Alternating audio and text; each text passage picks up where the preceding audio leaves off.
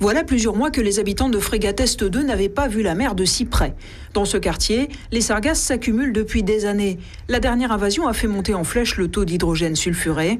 Las d'attendre les interventions des pouvoirs publics, les riverains ont finalement trouvé une solution eux-mêmes.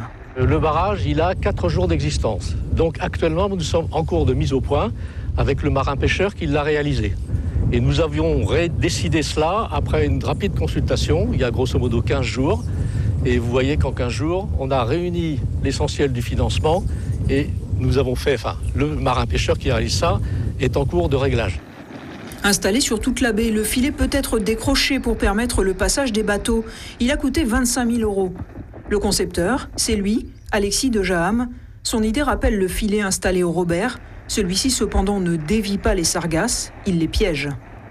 Quand les sargasses s'entassent dessus, elles s'étouffent. Ça se voit très bien d'ailleurs. Vous commencez à voir les petits trous et de l'eau apparaître au ras du filet. Ce sont les sargasses qui commencent à couler.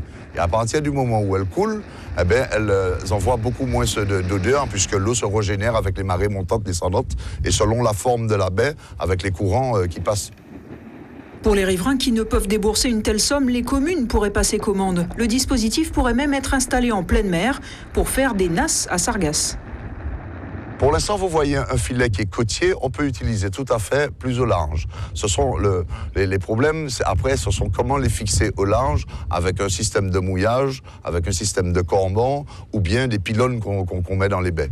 Mais vous voyez la distance entre le dernier point d'attache et le rivage, il y a au moins 80 mètres.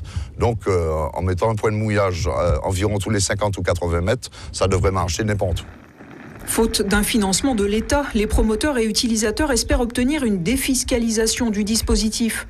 Quant au tapis de sargasses vieux de plusieurs années, la préfecture qui s'était engagée à l'enlever a commencé à tenir parole et devrait venir terminer la semaine prochaine.